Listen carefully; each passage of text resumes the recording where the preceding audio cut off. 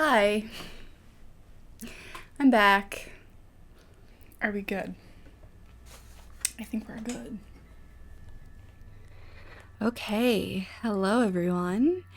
Before today's episode begins, I just want to apologize for being gone for so many months and for leaving so abruptly without responding to so many of your kind comments and emails. I've been very burnt out from life, so I took an unplanned, unexpected break. I didn't even have the energy or the drive to knit for a couple months. I've actually filmed a few full videos in my time away, but I wasn't able to finish editing any of them. I filmed today's video on a cold, snowy day all the way back in February, and honestly, I'm not into the idea of filming myself talking about these particular projects for a third time. So I figured I would edit and upload this episode for you while I ramp up for some exciting spring projects. In fact, I've already finished one of them. I've missed YouTube immensely, and I will be back with a new video very shortly. Thank you so much for being here, and I'll see you soon.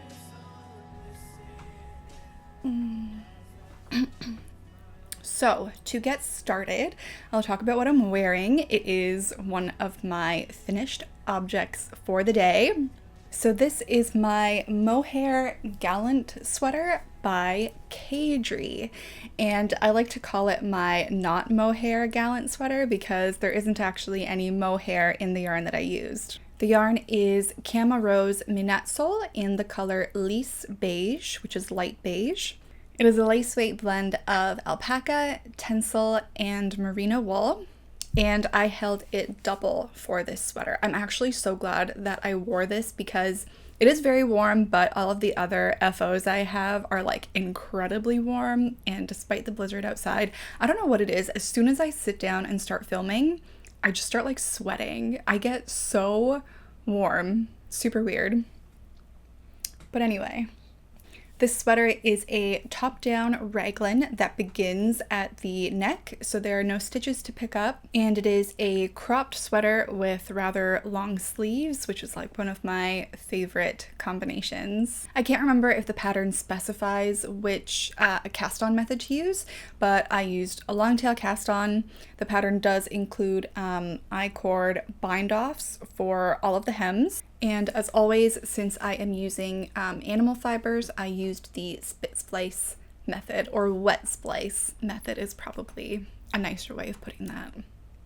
I did learn something pretty exciting about this sweater. Speaking of the wet splice method, I saw a tip online about how to do a long tail cast on when you're not sure how long to make your tail. It's especially useful, of course, when you're working on something really large, like a blanket or like a big scarf or something. We've all experienced this situation where you use a long tail cast on, you cast on almost all of your stitches, and then you realize your tail isn't long enough. So what you can do is take one strand of yarn from two different balls, either knot the two together, or you can use something like a wet splice or a Russian join to turn those two yarns into one continuous strand. So then you use one of those yarns as your working yarn and one of those yarns as your tail. That way you will never run out of yarn on your tail. Once you've completed your cast on, you just cut off the yarn that is acting as your tail and set that yarn aside for later. It's absolutely genius. I can't believe I never thought of it before. And then for this sweater, since it is a yarn that I held double, I didn't cut off the tail. I just continued from there, working with both of the yarns together. So I feel like this method is especially handy for projects where you are holding two strands of the same yarn double. Amazing, amazing.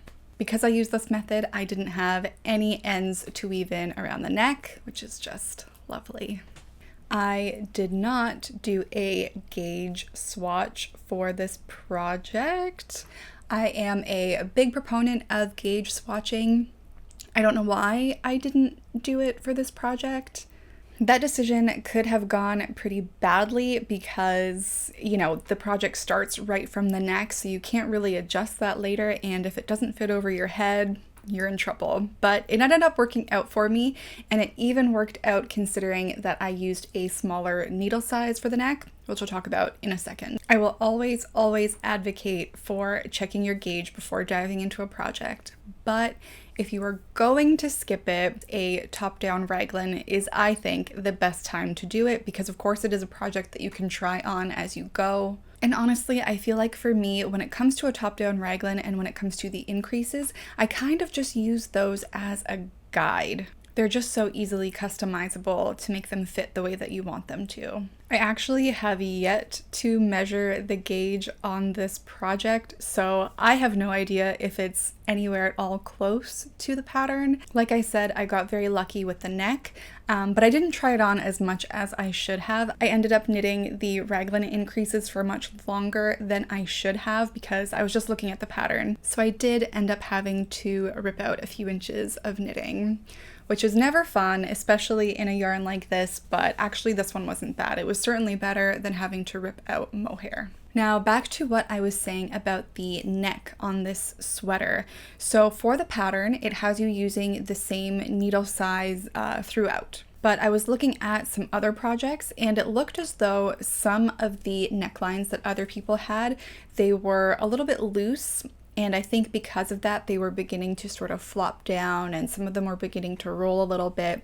And I really wanted mine to look the same as the sample in the pattern. It's a very structured neck. It doesn't look like it's too loose.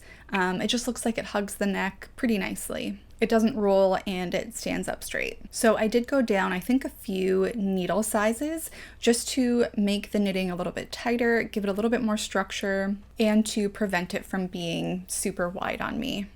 And it worked out great. I don't need to like struggle to get it on. I don't need to like try to squeeze my head through the neckline. It all fits perfectly. I really lucked out with that decision.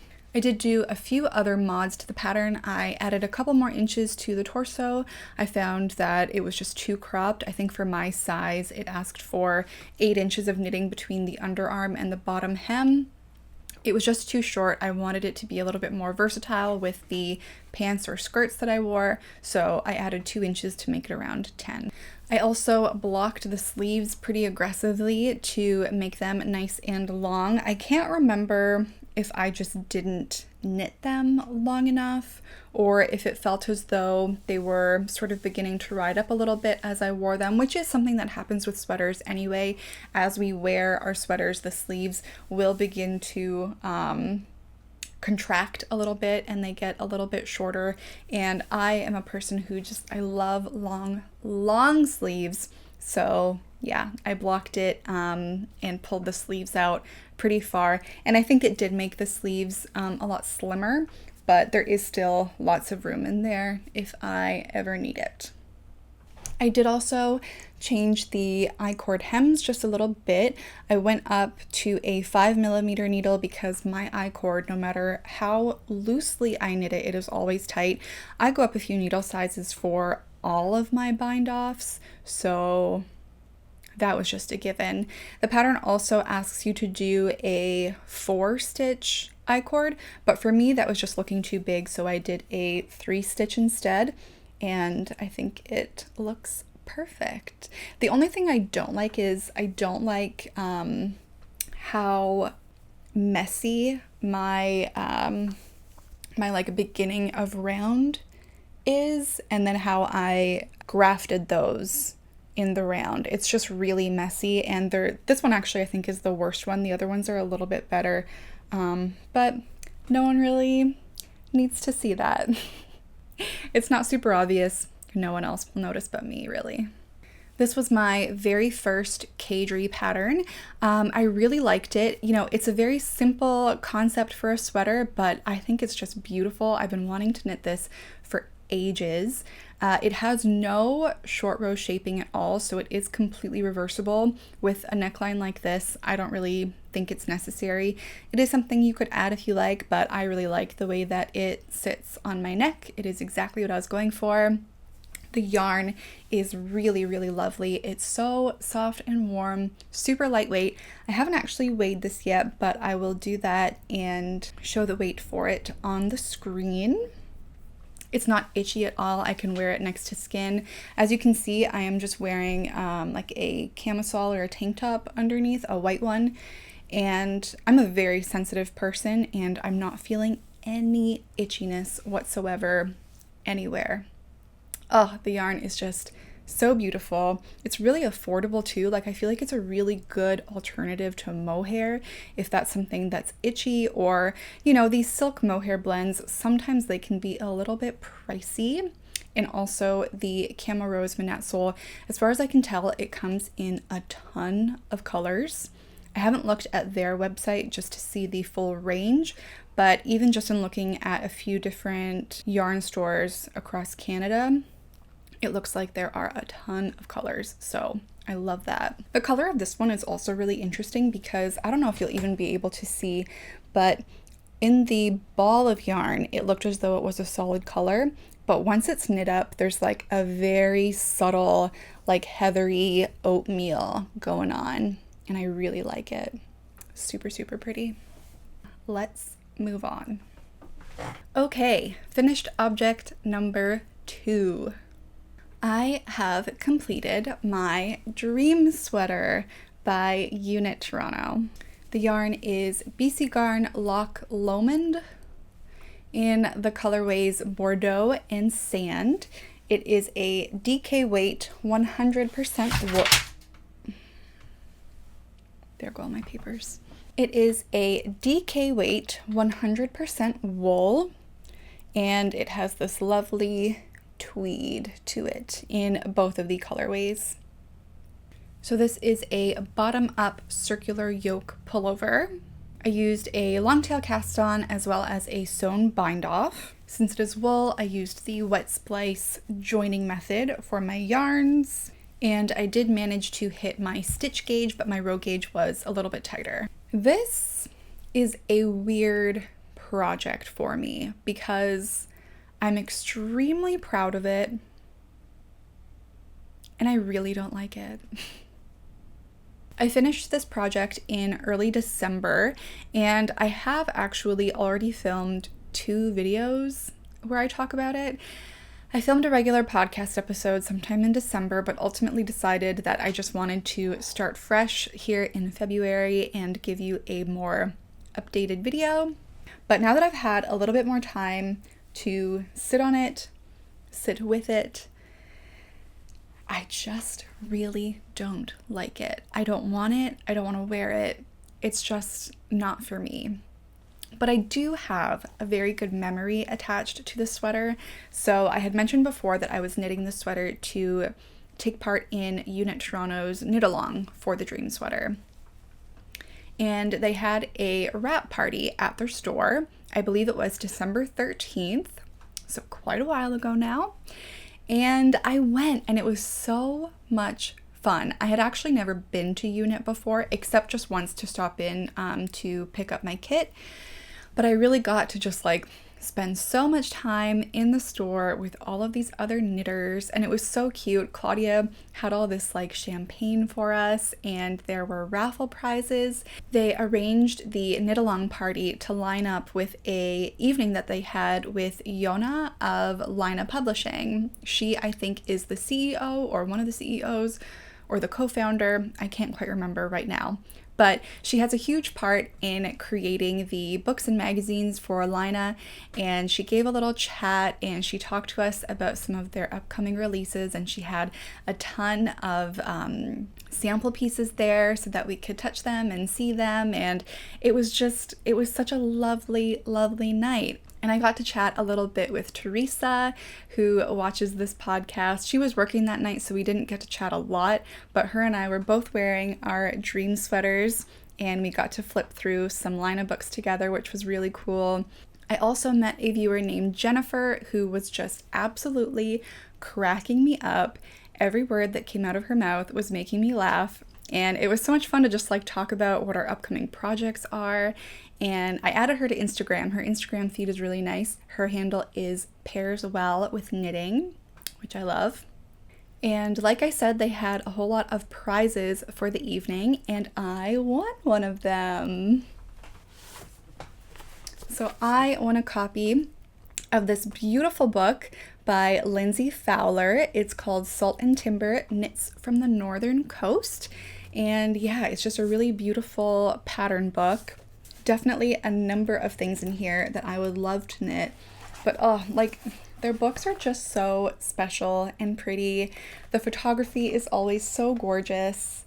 And I'm just so pleased that I won something. It was also very cool because Yona, after she had her little presentation to us about Lina, she also stuck around to sign books and chat one-on-one with us. I think there were quite a number of aspiring knitwear designers in attendance. So yeah, she was just the loveliest, warmest person. It felt so much like talking to a friend.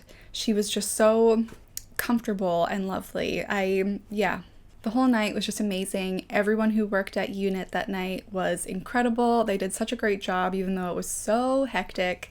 Yeah, it was just a really good time. I had a lovely night and I'm super excited about my book.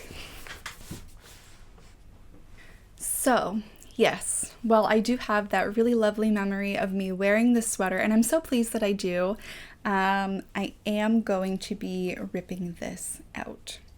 But it's good news because for a while I really wasn't sure what I wanted to do with this. Like, I felt like the yarn just really wasn't speaking to me. I felt like it didn't fit in with my wardrobe. It didn't fit with just what I want to wear and how I want to dress. But I had a light bulb moment. And I think what I'm going to knit with this, it is going to make my inner child so happy. I think it's going to be a joy to knit, and I think it's going to be another sort of subtle Christmas sweater, which is what I was going for with this. But yeah, I just think it'll suit me so much better, and I'm really excited for that. So hopefully for next Christmas I can have that done, but I'm not going to hold myself to it. So beyond the styling just not quite fitting, I think I don't like how I made the sweater. I feel like my ribbing is kind of sloppy. I feel like I made it too long. I guess I just feel like I could have done such a better job with it.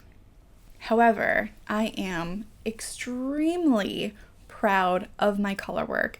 This is my first like real color work project. I did a little bit of dabbling with some little hats when I was in college, so like 10 years ago, and I haven't done a bit of stranded color work since then. So the fact that I managed to bang out a sweater and my tension looks really good in my opinion, I am so pleased with myself. I did add a detail, a personal little detail on just one of the sleeves. I incorporated some of the color work into the sleeve here, and you can see it pulls in just a little bit. I hadn't quite worked out my tension when I worked on this, but then by the time I got to the yoke, I think I really figured it out. And I'm also just so pleased because quite quickly I managed to figure out my two-handed color work tension, which is huge for me because I cannot knit continental. I've tried, like, it's okay, but it just feels so awkward. I feel like I can't get my tension the way that I want to. And it just feels like for this project, I really figured it out. And it's made me really excited to work on another colorwork project, just so that I can hold on to that skill and not let it fade away, because I would like to eventually one day work up to being able to knit entire projects in continental knitting. I just feel like it'll be better for my hands, and I am hoping that it'll be faster. We don't need to knit faster, but I kind of want to knit faster. But if you are thinking about knitting a dream sweater, I do recommend it. I think the motifs are so cute. It is a really lovely little sweater, and there are some amazing projects on Ravelry, some really good color inspiration too.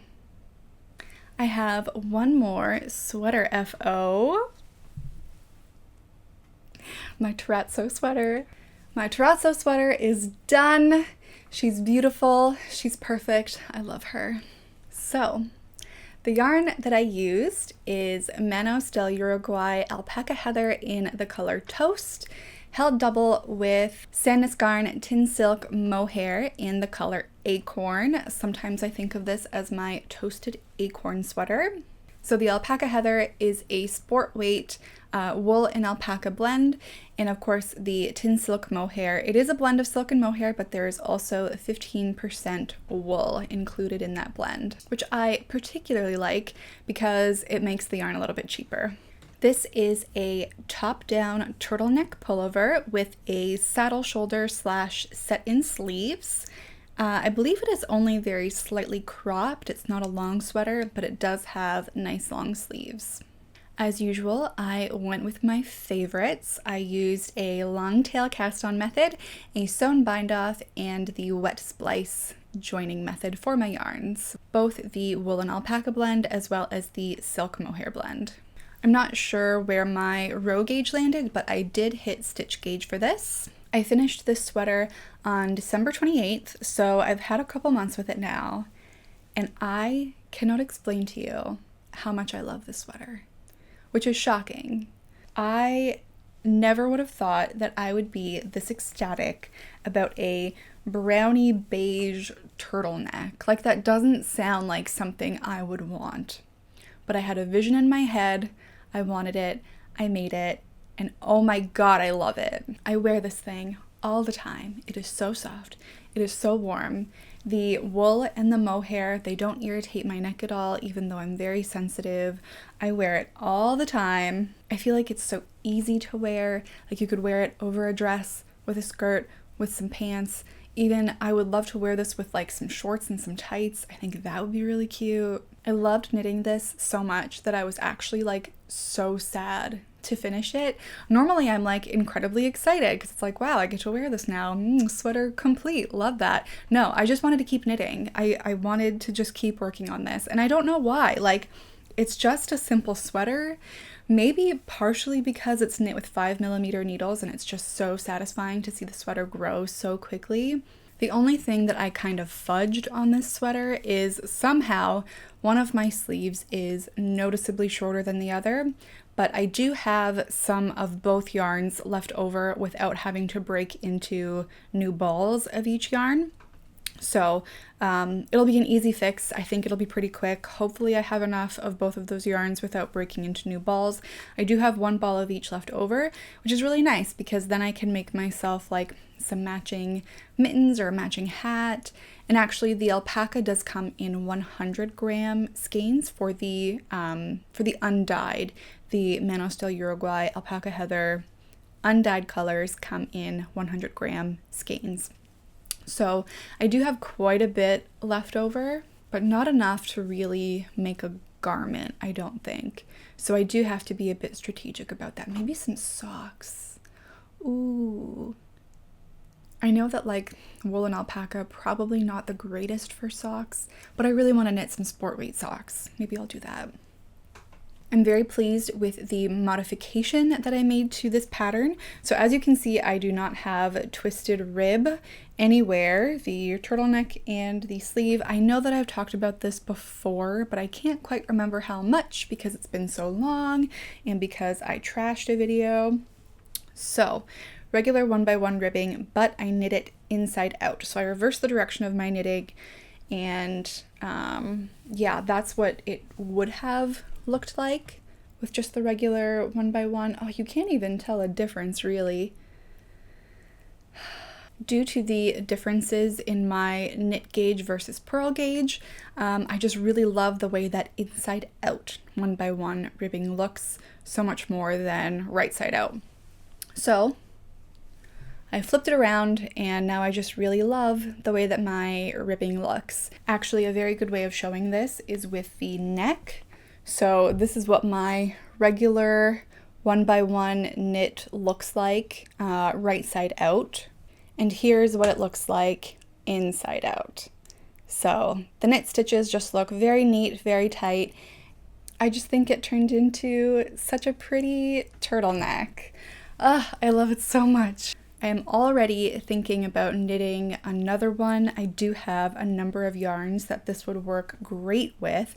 I don't think I would knit another turtleneck, but just the shape of the body, the shoulder shaping, It's all just like my favorite. And I also love that the sleeves are a little bit wider than usual without it being a full-on straight sleeve.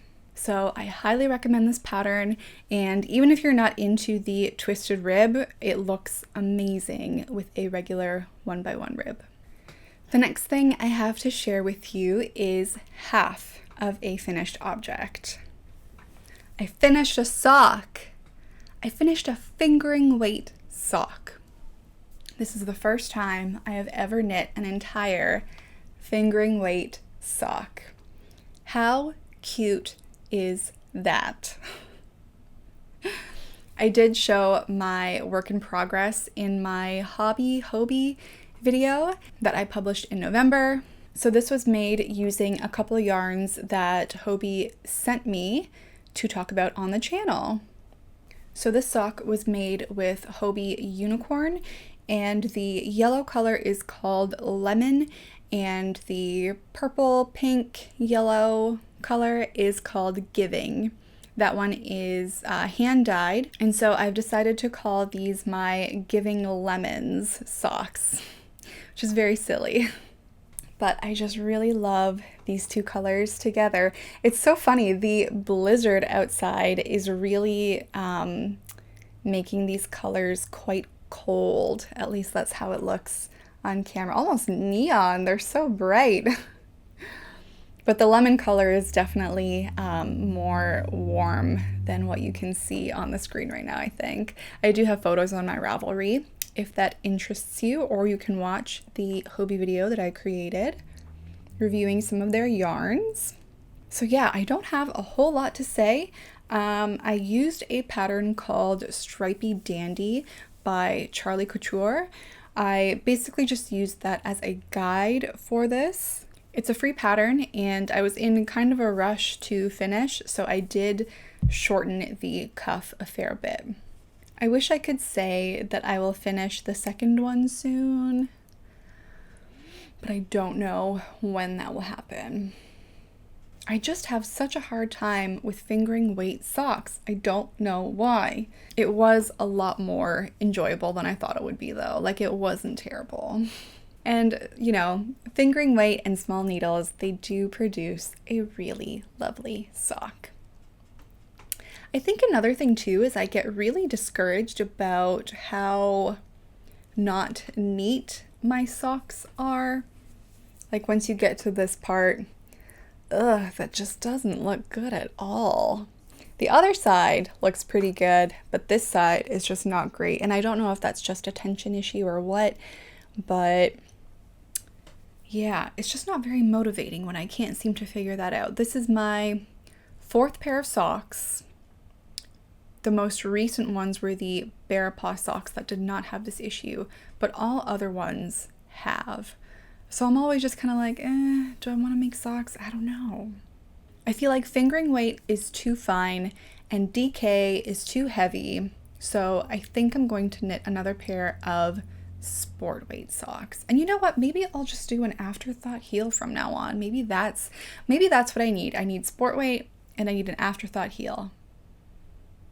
That sounds pretty good. We'll try that out again. Okay, finished objects done.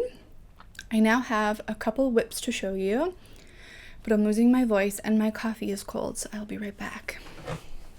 I have been working on the Copenhagen cardigan. I must say, that photo of PetiteKnit with her cute little white lace top and her blue jeans and her black Copenhagen cardigan just inspired me. I wanted one of those cardigans. The little pockets are so cute. So I bought myself some yarn for Boxing Day and I cast on. I've really been wanting to try the Knitting Loft's house yarn. It's a Toronto yarn store. They dye their own yarn. And so I decided to try out 2 of those yarns. So I am making my Copenhagen cardigan out of the Knitting Loft Boots, which is a fingering weight sock yarn. It is 80% merino wool, 20% nylon, and I'm holding it together with the Knitting Loft Dust, which is their lace weight silk mohair blend. and these are both in the colorway Carbon. I was expecting / hoping that the mohair would be a little bit darker. It is quite light and it's really lightening the color of my sweater, but I do think it's really pretty. I always enjoy having more color depth rather than less. I did not actually realize that the sock yarn is superwash. I know that most of them are, but either I misread it or I think maybe I was just looking at the Ravelry page and I don't believe it mentions that it's superwash. I don't know. It's possible that it does and I just skipped over it, but I went to go spit splice this yarn and it didn't work. And I was like, oh crap, this is superwash. But it's worked out fine. Also, my gauge swatch didn't really grow after blocking it, and I don't know if that's just because the silk mohair sort of holds everything in place. That's always been my theory, but I don't actually know if that's true. So the sweater, the Copenhagen cardigan, you can use any cast on method. So of course I used the long tail. I did decide to skip a sewn bind off for this project and just did a standard bind off. And I think the reason why I decided to do that ultimately is for this cardigan, you do not pick up the collar stitches afterwards. You begin knitting the collar right after cast on, so you do have that cast on edge, and I didn't really want to do a tubular cast on, so I figured just to make everything match, the standard bind off I think matches the long tail cast on really well. And you know, sometimes it's just really nice to have a standard bind off. I love that little almost like braided line that it creates. I think it's really pretty. I did hit stitch gauge for this. That's been happening a lot lately. I don't know if I'm just loosening up or what, but I hit stitch gauge. My row gauge was a little bit tighter as usual. I did anticipate that this would be a long-term project, but I'm not sure that I thought it would take this long. I cast on January 6th, and I've only just begun the sleeves. That said, the project has been languishing a little bit. I've lost some momentum because of this. See if you can see it. Yeah. There's a bit of a color difference there on my sleeve. There's a very prominent color band. And that is always going to be a risk, I think, with hand-dyed yarns when you are having to come back after completing the body to knit the sleeves. Usually what solves that for me is the strand of mohair. It kind of blends everything out. But this time, it's not working. And I have taken out this bit of the sleeve and re-knit it, I think 3 times now. I went back and I used the other end of the yarn that I was working on. I tried using a whole other ball and none of it really seems to be working. So the only other theory I have that will hopefully work out is that perhaps it is due to the fact that I blocked this entire sweater before starting the sleeves. I don't know if that did anything because I didn't really notice any dye runoff while blocking, but I'm really hoping because that difference is quite stark. And it's just really demotivated me, unfortunately. I know it's not really a big deal and I know I'll love the sweater regardless, but I'm just really hoping I don't end up with 2 like really dark sleeves. So yeah, not really sure what to do. But I mean, at this point, the only thing I can do is just finish it, block it again, and hopefully it will blend itself at least a little bit into the color of the body of the sweater. We'll see. But other than that, I am really loving the pattern. I'm really loving the yarns. It feels very luxurious. Like it's so soft, and I love the drape of a fingering weight yarn using a 4mm needle. That's just perfect. Oh, it feels so nice. And you know what? Now that I think about it, even if there is an issue with the sleeves being darker, what I've been doing is sort of mentally collecting yarns that are going to end up in a black dye bath.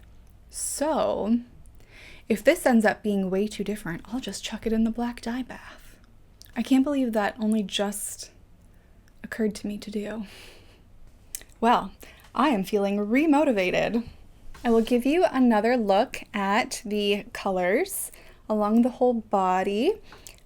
We are getting a bit washed out with the window light there, but yeah, it's just really pretty. It's like this really lovely dark sort of charcoal, and actually in real life there's definitely like a blue or a purple tinge to it, which isn't something that I would look for per se, but I do think it's ended up really pretty, and I think it'll just make a really nice and very useful cardigan. I can't tell you how long I have wanted a black cardigan, and I think, like a lot of knitters, I've resisted buying one because I'm always like, oh, I can knit it. I can knit one. Why would I buy one? I can knit one.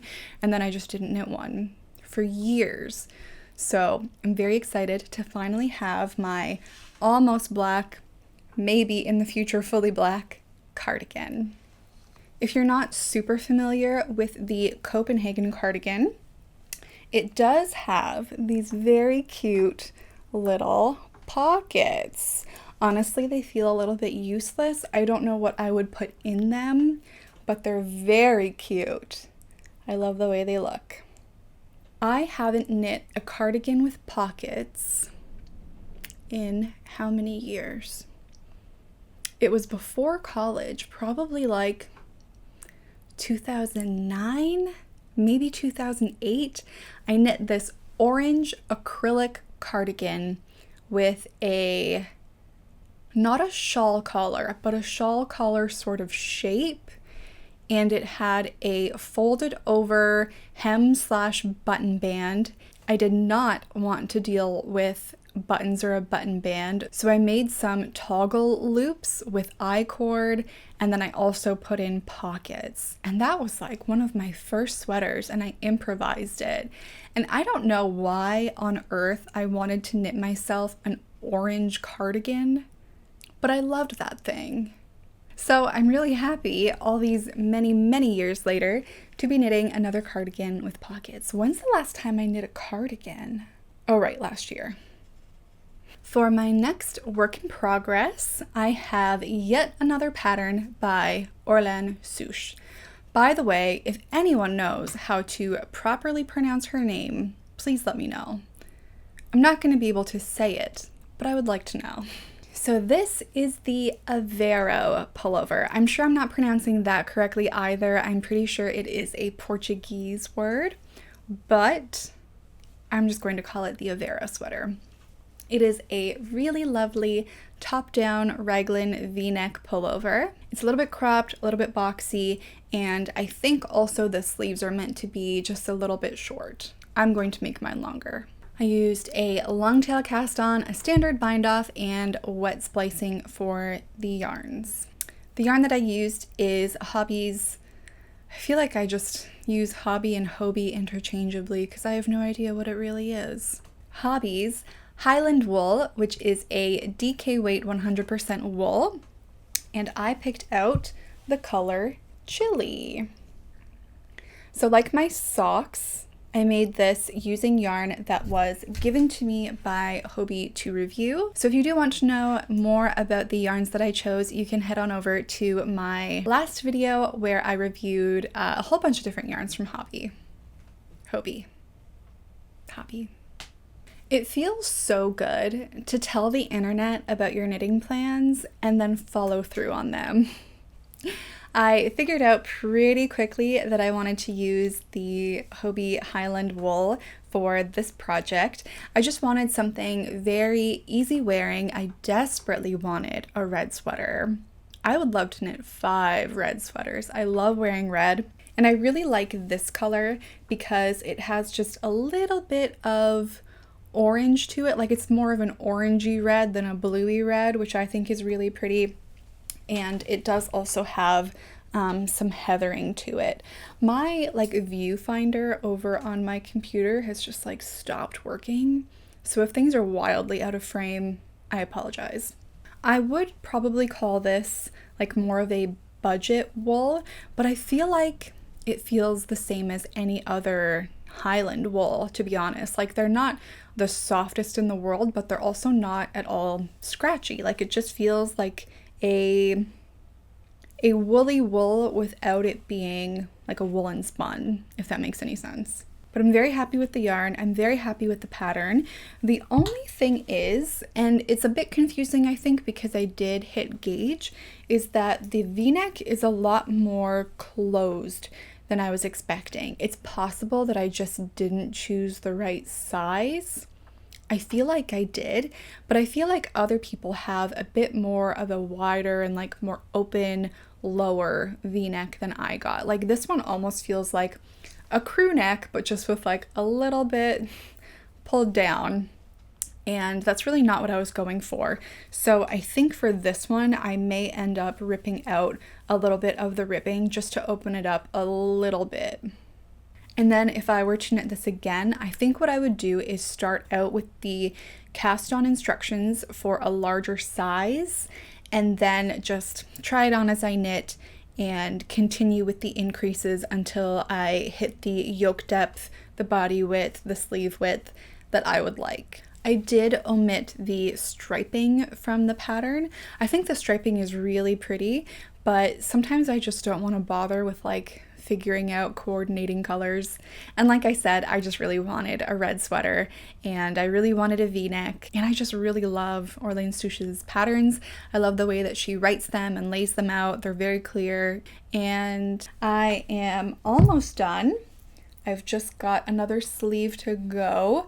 You may be able to see the line where I blocked the sweater. Again, I'm sorry, I have no idea where I am holding up the sweater. But you can see where my gauge almost seems to change and things aren't quite as smooth. I am hoping that the bottom ribbing will really relax and stretch out. I'm hoping that I didn't bind off too tightly. It's always a problem for me. But yeah, I'm really excited to finish this. I'm also like a little bit afraid of finishing it because I feel like I'm in a little bit of a cast on slump where I just cannot decide what I want to knit next. I've been swatching a little bit. I've tried a few things. Actually, I'll show you. I have tried to start the Tulip sweater by Melody Hoffmann. I love that sweater. It's so pretty and I really, really want one. And I picked out this yarn specifically for that pattern. I have some of the TULIP held with some Knitting for Olive silk mohair. Oh, just realized these were not attached to anything, but that's okay because I think I might rip this out. I haven't quite decided if I'm going to start this again. I just don't like the way I began, but I have to admit, I really don't like working with TULIP. It has broken in my hands like 5 times. I think I'm just too rough of a knitter to work with it. I'm not too sure. It also stinks. I hate the way that it smells. It smells so strongly, but I don't want to give up on it. So many people really love this yarn and it is really pretty, and I know that it'll be incredibly warm, which is important to me. Maybe it's just not the right time. Sometimes, some projects, some yarns, it just needs to be the right time. So I won't 100% give up on it, but I think for now it's just going to have to live in its basket just for a little bit. I think I have pretty much caught you up to speed on where my knitting has been the last few months. It feels like I have been talking for about 5 hours, so I will save my acquisitions until next time. I won't be buying very much yarn for 2023, but I did buy myself some Black Friday / Boxing Day goodies So we can definitely chat about that later because a lot of it is really exciting. And I'm also actually very excited to not buy much yarn. I'm not going to say no yarn because that's just, if I tell myself not to buy any yarn, I'm going to buy a lot of yarn. So I'm going to mostly not buy yarn this year. And even if you took away the budget reasons, I have so much beautiful yarn in stash that deserves to be knit. And I deserve some beautiful garments with that beautiful yarn.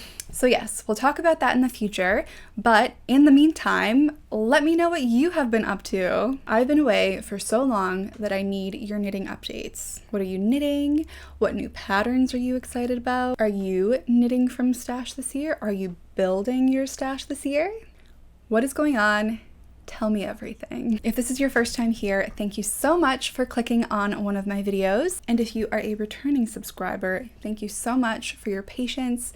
Thank you for still being here. I am so excited about the upcoming year and sharing all of my making plans with you. I want to make so many videos and create so many beautiful things. So thank you so much for watching, liking, and subscribing. I am so happy to be back, and I will see you later.